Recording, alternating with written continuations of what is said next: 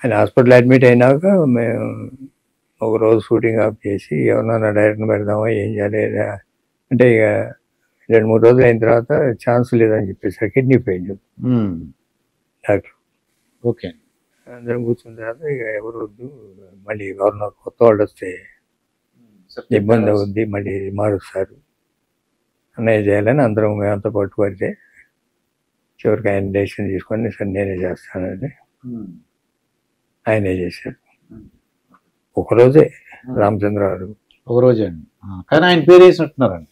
పేరు వేసి తర్వాత జస్ట్ షూటింగ్ జరిగేటప్పుడే పోయారు ఆయన. షూటింగ్ ఫినిష్ అయ్యేదాకా కూడా మాకు లేరు. అన్నయ్య చేశారు. ఆయన పేరు బాడీతో తెల్లదం లేచి చాలా మంది చెప్పారండి. కొన్ని షూటింగ్ చూస్తారు కదండి వాళ్ళు, చూసిన వాళ్ళు చెప్పారు కృష్ణ గారే డైరెక్ట్ చేశారు దాన్ని మేము చూసినప్పుడు అనేవారండి ప్రతి వాళ్ళు. ఇప్పుడంటే టీవీలో వచ్చింది కాబట్టి ఎవరెవరు ఏం చేస్తున్నా అన్ని మనకు తెలిసేది. అప్పుడు ఏమిటంటే ఓన్లీ మాకు ఒక పత్రిక వచ్చేది విజయ చిత్ర అనేటువంటి దాంట్లో చూసేవాళ్ళు అన్నమాట. అదే వచ్చినాక యాక్షన్ ఎపిసోడ్స్ మొత్తం ఈయన కేఎస్ఆర్ దాస్ చేశారు. Second unit war scenes KSR Das గారు అది సెకండ్ యూనిట్ కాబట్టి సెకండ్ యూనిట్ డైరెక్టర్ అని ఆయన పేరు వేసి, అంటే వార్ సీన్స్ అన్ని కూడా. అవునండి. కొంచెం యాక్షన్ డైరెక్టర్, ఆయన ఎడిటర్ డైరెక్టర్ అప్పుడు. మరి మోసగాడు చేసి ఉన్నారు. అన్నయ్యతో చాలా సినిమాలు చేశారు. ఆయన సర్వీసెస్ దానికి వాడుకున్నాం. ఇంకా ఎస్పి బాలసుబ్రహ్మణ్యం గారితో ఒక ఎపిసోడ్ ఉంది సార్, అది ఆయన కూడా అంటే నాకు తెలిసిన వరకు ఏంటంటే ఈ ఎస్పి బాలసుబ్రహ్మణ్యం గారు ఏదో కృష్ణ గారు పాట పాడమంటే తర్వాత పాడతానో ఏదో చెప్పినట్టున్నాడు అండి. అప్పటి నుంచి రాజ్ సీతారాంలో వచ్చేవాడు అండి సింగర్. అదేంటి సార్ ఎపిసోడ్ అది? రాజ్ సీతారాం మీకు ఎలా ఫైండ్ అవుట్ చేశారు ఆయన్ని సింగర్ని? అంటే కృష్ణ గారికి ఆయనకి ఏదో మనస్పర్ధలు వచ్చాయి చిన్న. కొన్నాడు పాడకపోతే రాజ్ సీతారాం ఐడెంటిఫై చేసి మా హిందీ సినిమాలన్నీ బప్పీ లహరి చేసేవాడు అప్పట్లో.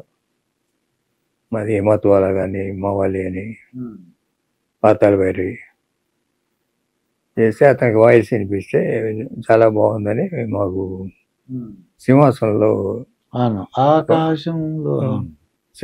అతనితో పాడించాం. బప్పిలారి వాయిస్ బాగుందని చెప్పి అతన్ని సెలెక్ట్ చేశాడు.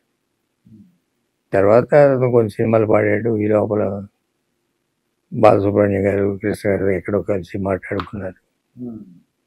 తర్వాత ఆయన పాడాడు, వీళ్ళు వాళ్ళేవాళ్ళు ఇద్దరు పాడారు.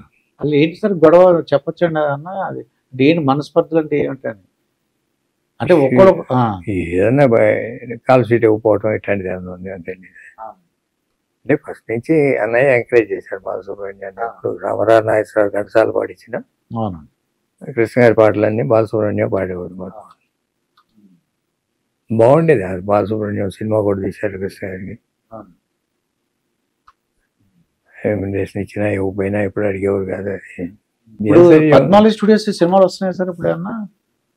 పద్మాలయ స్టూడియో బ్యానర్ మీద తీయట్లేదు కానీ మన సిస్టర్ కన్సర్న్స్ మీద చేస్తున్నారు. సిస్టర్ కన్సర్న్ హనుమంతరావు అబ్బాయిలు చేస్తుంటారు బాంబేలో Hindi OTT. Mahesh Babu MB productions అని అతను చేస్తుంటాడు. రమేష్ బాబు కొన్ని సినిమాలు తీశారు కృష్ణ ప్రొడక్షన్స్ పేరు మీద. మందుల అమ్మాయి కొన్ని సినిమాలు చేసింది. కృష్ణ గారి పెద్ద అమ్మాయి పద్మ గల్లా అనే వాళ్ళు అమరాజా ఎంటర్ప్రైజ్ వాళ్ళు చేశారు. ఇట్లా అందరూ సుధీరు కృష్ణగారు అతను వేరే బ్యానర్ మీద అతను చేస్తుంటాడు. నేనుగా యాజ్ అ ప్రొడ్యూసర్గా నేను చేయట్లేదు, పద్మాలయ మీద కూడా ఏం చేయట్లేదు. అంటే ఏమన్నా తీసే ఆలోచనలు ఉన్నాయండి అన్న ఫ్యూచర్లో అన్న? అంటే ఇప్పుడు ఫిలిం ప్రొడ్యూసర్ అంటే ఏదో కాంట్రాక్టర్ అయిపోయారు. ఫిలిం ప్రొడ్యూసరు కాంట్రాక్ట్లో సినిమా రిలీజ్ అయిన తర్వాత 1 వీక్ లోపలే ప్రొడ్యూసర్ దగ్గర ఏమి ఉండట్లే. అంటే కాపీరైట్ కానీ లేకపోతే దాని మీద రెవెన్యూ అనేది 1 వీక్ తర్వాత ఏమీ లేదు. ప్రొడ్యూసర్కి ఆ సినిమాకి సంబంధం లేదు. ఇప్పుడున్న ప్రొడ్యూసర్లు వాళ్ళు చేసే అగ్రిమెంట్స్. ఇప్పటికీ పద్మాలయలో మేము 100 సినిమాలు పైన చేశాను. అన్ని రైట్స్ నాకే ఉన్నాయి. Not parted. ఎప్పుడన్నా ఇస్తే 5 ఏళ్ళకి 3 ఏళ్ళకి ఎంతో కొంత రెవెన్యూ వస్తూనే ఉంటుంది. ఇవాళ కూడా ఓకే అండి. ప్రతి సంవత్సరం ఏదో ఒక రెవెన్యూ వస్తుంది పాత పిక్చర్ల మీద. అంటే పాత పిక్చర్ల మీద రెవెన్యూ వస్తుందనే ఫీలింగ్ ఇవాళ ఉన్న ప్రొడ్యూసర్కి లేదు. పాటల ద్వారా కానీ లేదంటే పాటలు కానీ, శాటిలైట్ కానీ, ఓటీటీ కానీ, ఏదో చాలా రైట్స్ ఉన్నాయి. అన్నీ కలిసి ఒకటి రాసి ఇచ్చేస్తున్నారు. వీడికి సినిమాకి సంబంధం లేదు, లేకపోతే ఒకటి డబ్బింగ్ ఇచ్చేసి మొత్తం సర్వం ఇచ్చేస్తున్నారు. ఓటీటీ ప్లాట్ఫామ్ నెట్ఫ్లిక్స్ కానీ, అమెజాన్ కానీ ఉంటే ఇవాళ మీరు ఏదైనా సినిమా తీసి వాడికి ఇచ్చారు అంటే మొత్తం వాడికి రాసేసుకున్నట్టే. మీకు ఈ సంబంధం లేదు. సంబంధం ఎంతవరకు వెళ్ళింది అది? దాని మీద సీక్వెల్ కానీ ఇంకోటి చేయాలన్నా వాడు చేసుకునే వాడి రైట్ వాడికి ఉంది, కానీ తీసి నిర్మాతకు లేదు. ఇప్పుడు మన పుష్ప కానీ లేదంటే RRR కానీ చూసారు ప్రాజెక్ట్స్ ఎలా ఉన్నాయి అటువంటివి. అంటే ఇంత అవసరం అంటారా ఏంటంటే పాన్ ఇండియా అని మొదలెట్టారండి మన వాళ్ళు. కల్కి సినిమా ఒకటి ప్రభాస్ది. అవును.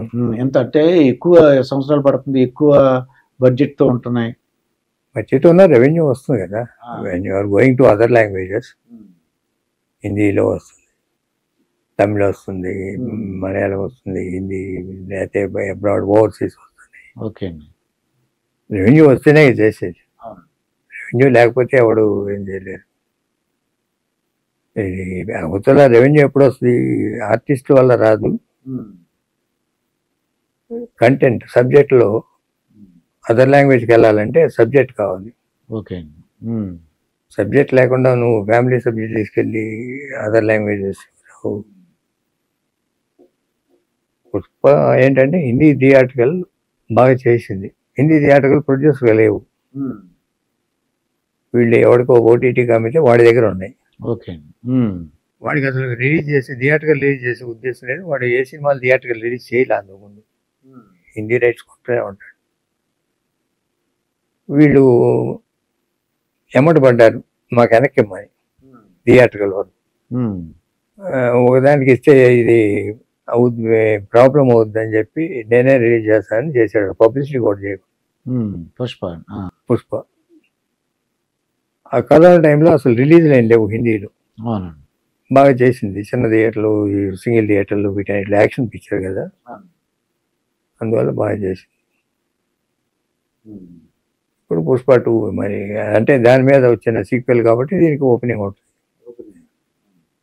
సినిమా బాగుంటే ఆడతాయి, బాగాలేకపోతే ఆడవు. కానీ ఇప్పుడు మహేష్ బాబు గారు అబ్బాయి కానీ వాళ్ళు సినిమాలు అటు గౌతమ్ మీద పేరు ఉంటుంది, అది సినిమాల్లోకి రావడానికి అవకాశం ఉందంటే సితార పాప కానీ టైం ఉంది కదా. ఇంట్రెస్ట్ ఉంటుంది అంటారా లేదా? అంటే వాళ్ళ చిల్డ్రన్ వాళ్ళ కెరీర్ని బిల్డప్ చేసుకునే స్టేజ్కి వచ్చేసారు. జనరల్ మెంటాలిటీలో గైడెన్స్ ఇవ్వక్కలేదండి. గైడెన్స్ ఇవ్వక్కర్లేదు. దేంట్లో వెళ్దాం అనుకుంటే దానికి పేరెంటియల్ సపోర్ట్ ఇవ్వాలి అంతే. అంతేగాని ఎవరి కెరీర్ వాళ్ళే నిర్ణయించుకోవాలి. వాళ్ళు మన పాత రోజుల్లాగా నువ్వు ఇదే చేయి అని అంటానికి లేదు. లేదు.